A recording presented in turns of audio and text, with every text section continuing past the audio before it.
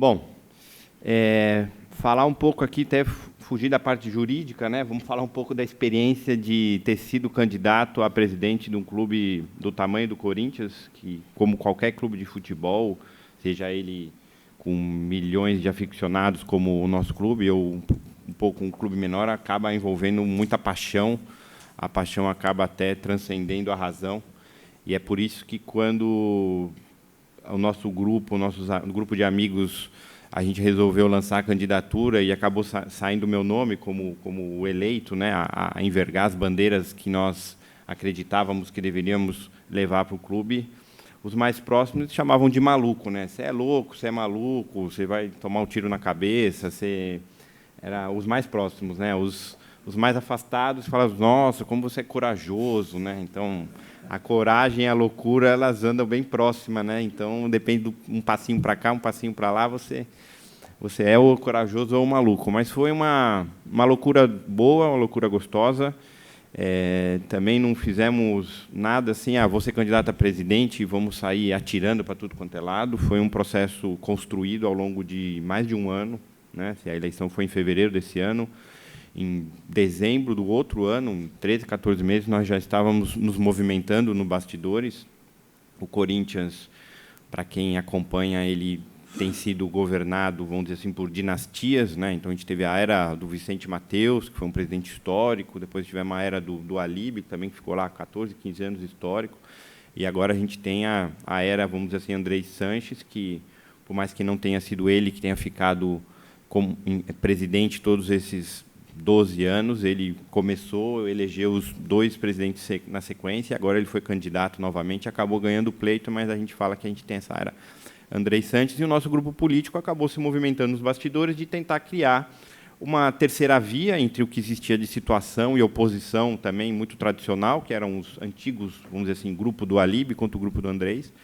Nós criamos uma dissidência, a gente começou a entender como uma terceira via, uma dissidência que veio muito para contribuir, num primeiro momento, na eleição, com ideias, com propostas, com soluções alternativas, inteligentes, como a que o Avaí se propôs aqui a envergar uma bandeira de investimentos através de criptomoedas.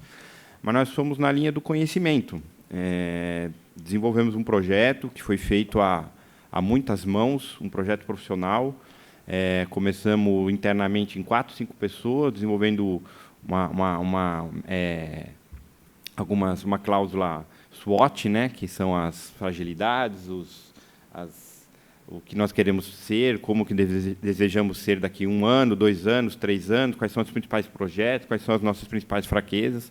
Depois contratamos uma consultoria específica junto à Universidade do Futebol, que tem cursos de gestão esportiva aí consolidados via online, presenciais, junto com a consultoria de outras grandes pessoas, e tenho a felicidade de estar aqui com o Oliver, que foi também um dos consultores que trabalhou com a gente nesse projeto.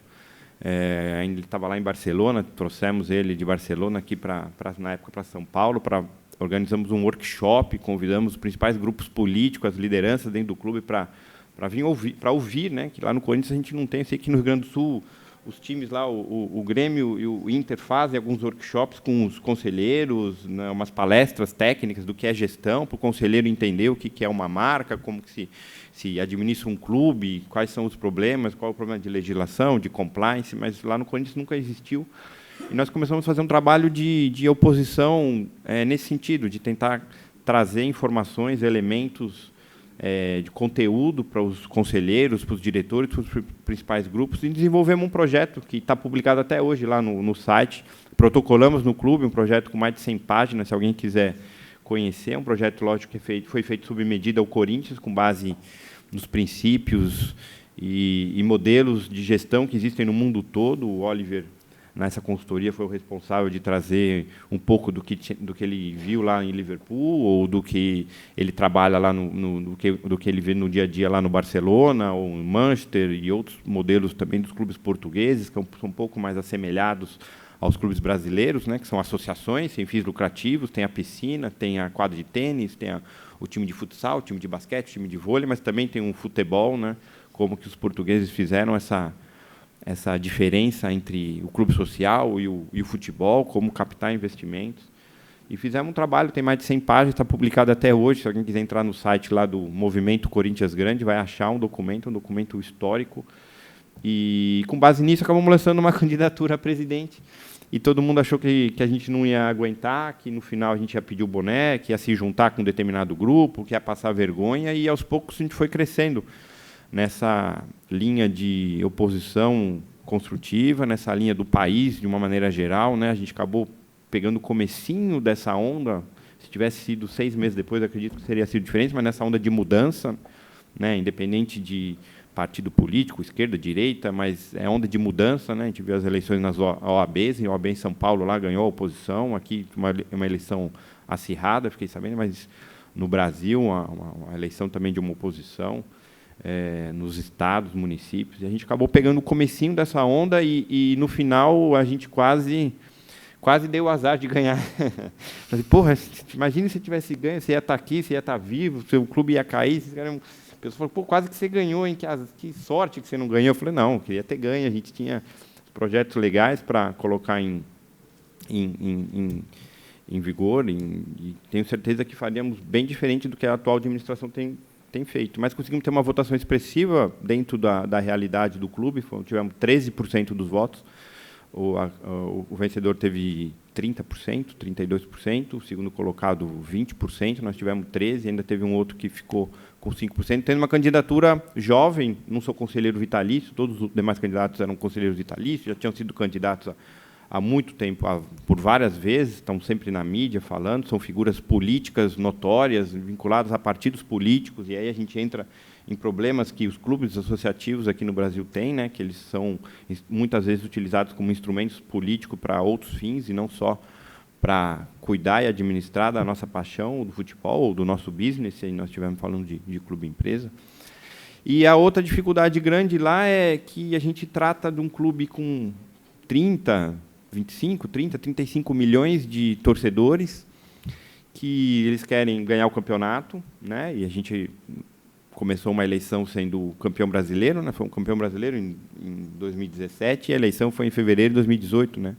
E campeão paulista e brasileiro no ano anterior, mas com as finanças todas destruídas, e nós tínhamos que falar para um público totalmente diferente, porque na rede social que a gente conversa, a gente fala quais são as nossas propostas, a torcida vem com a gente, tivemos nas enquetes feitas em todos os sites pré-eleição, a gente era sempre um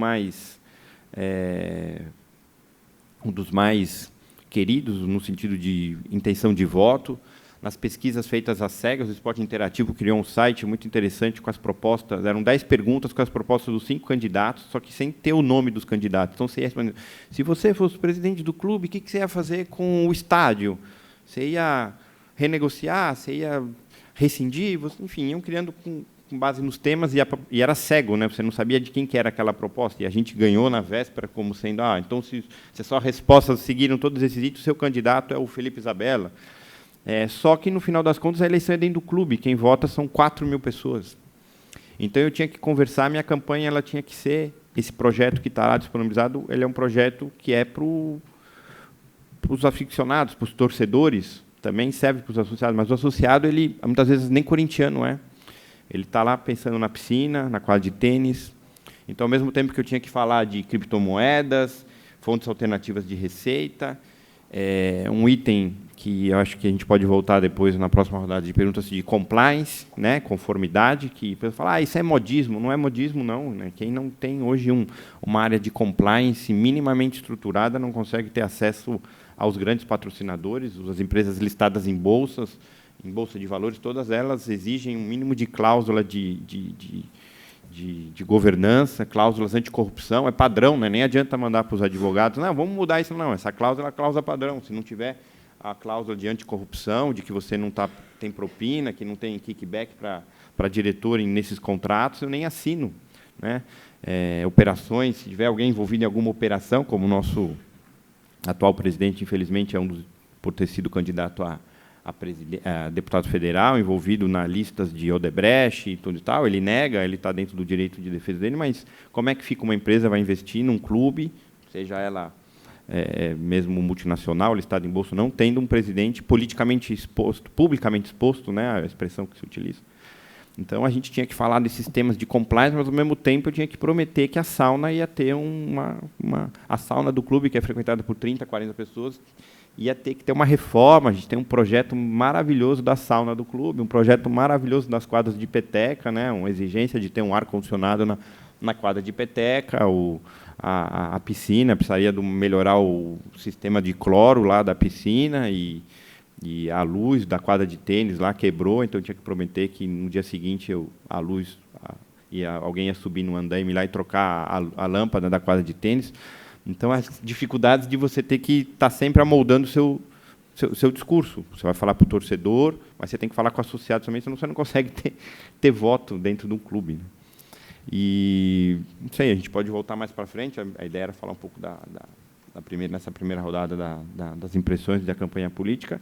E, no final das contas, na hora que você se expõe, você abre suas redes sociais, você dialoga com tudo quanto é tipo de torcedor, de associado, vem muita coisa bacana, muitas ideias.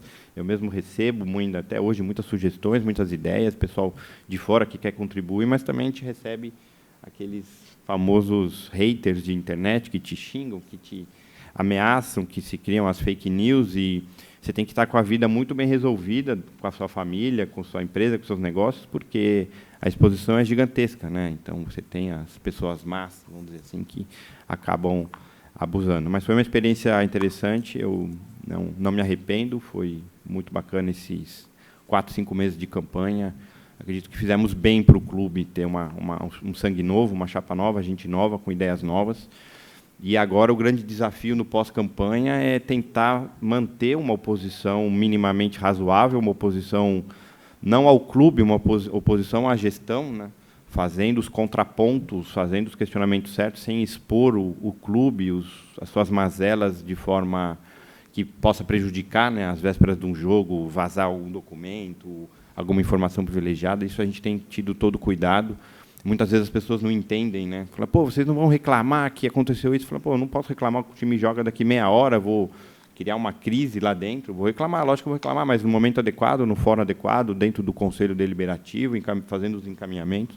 Então, a gente também tem que ter muito cuidado, também a onda de impeachment, tudo se quer fazer impeachment, né? O time perde no domingo, segunda-feira, vocês não vão pedir o impeachment, não sei o que, não sei o que lá. Não, impeachment é uma coisa séria, é uma coisa grave, ela é ruim para o clube, é um processo demorado, é um processo que demanda contraditório, demanda provas. Então, lógico que se tiver motivo para impeachment, ele vai acontecer, mas não é só porque o time perdeu no domingo que na segunda-feira nós vamos entrar com impeachment. Então, a gente tem agora esse desafio de ter a responsabilidade na organização das demandas e dos pleitos da oposição. Mas